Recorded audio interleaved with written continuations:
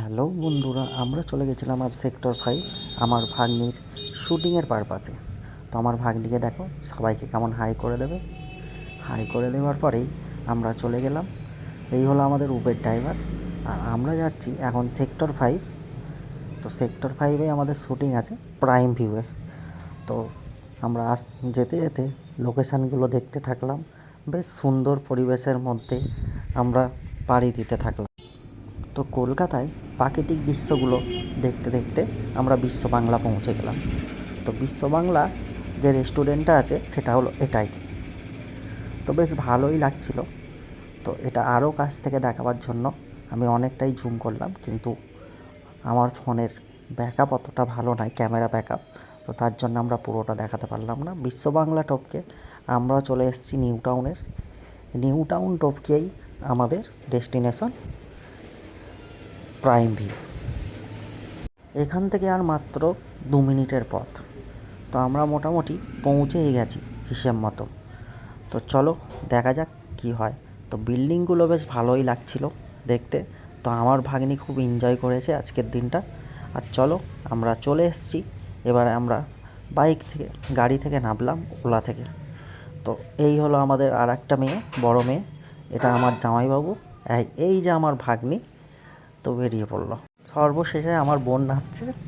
তো এই হলো আমার ভাগ্নি।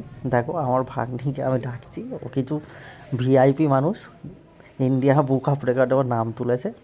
তো ওকে আমি ডাকছি, ও আসছে না। এবারে দেখো দেখতে পেয়ে কেমন আসবে আমার দিকে। এই যে আমার হাতটা ধরে নিল সুন্দর করে। আমরা চলে গেলাম এবারে লিফটে। লিফটের দরজা খুলে গেল দেখো আমাদের জন্য। তো লিফটে আমরা প্রবেশ করার পরে আমরা এই চলে এলাম আমাদের ডেস্টিনেশনে প্রাইম ভিউ ফটোগ্রাফি শ্যুটে। তো এই হলো এদের শ্যুট। এখানে এখানে এমন মানুষজন আছে যারা শ্যুট করে গেছে, তাদের এখানে ফটো দেওয়া আছে। তো আমাদের লোকেশান, চলো এবারে ভিতরে ঢোকা যাক। তো ভিতরে ঢুকেই এটা রিসেপশান, আর এখানে অনেকজনই বসে আছে। তো আমাদের প্রথমেই একটা ফর্ম দিয়ে দিয়েছে, আমরা সেটা ফিল আপ করতে লাগলাম। তো আর আমাদের ভাইরাল রাফিয়া তো এখন ক্যাম্পা খাবে। খালি মামাকে বলছে ক্যাম্পা খাবো।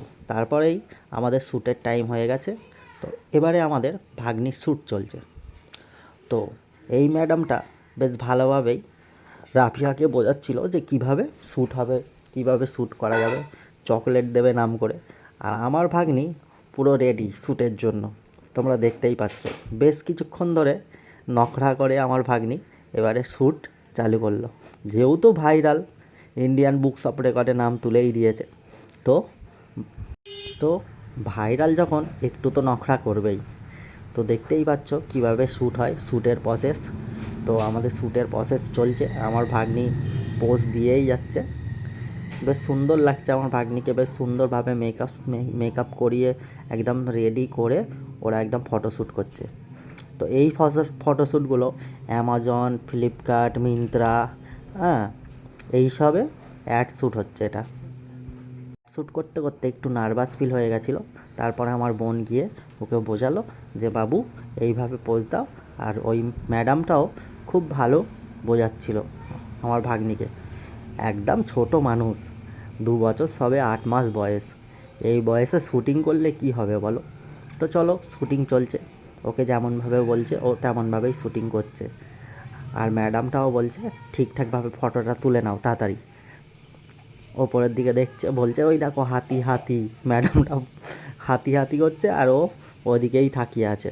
চলো আবার নেক্সট শ্যুট আরম্ভ। 2টো শ্যুট হয়। তো একটা শ্যুট হয়ে গেল, একটা শ্যুট হচ্ছে। এবারে আমার ভাগ্নিকে খেলনা দিয়েছে, খেলনাগুলো দিয়ে যেগুলো শ্যুটিং হবে ও এবারে আস্তে আস্তে খেলতে থাকবে আর ওটার ফটো তুলতে থাকবে। তো ওখানে ফটো তুলে বেশ ভালোই লাগলো। এবারে আমার ভাগ্নি দেখতেই পেলে কেমন পড়ে যাচ্ছে, একদম বাচ্চা মেয়ে। হ্যাঁ, ইন্ডিয়ান বুকস অফ রেকর্ডে নাম তুললে কী হবে, কিন্তু আমার ভাগ্নি খুবই মিশুকে আর খুবই হাসি খুশি মানুষ। কিন্তু এখানে গিয়ে ভয়ে ও কিছুই করতে পারছে না।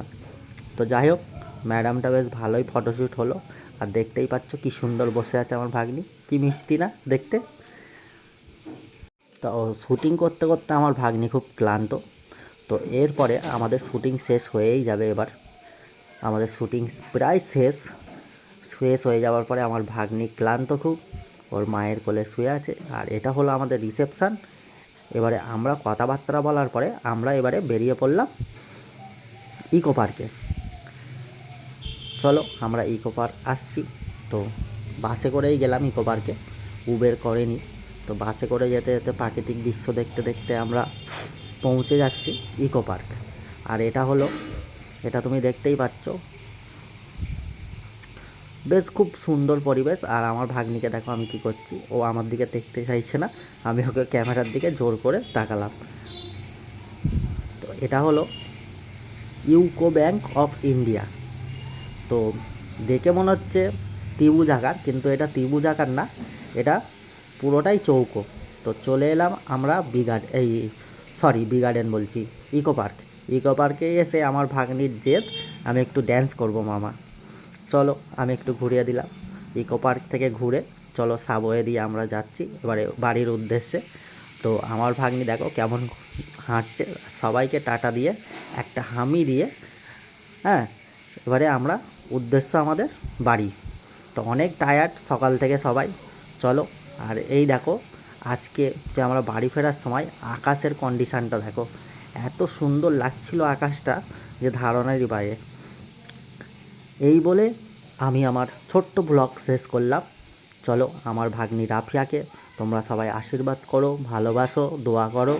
হ্যাঁ চলো, I love you all, good night.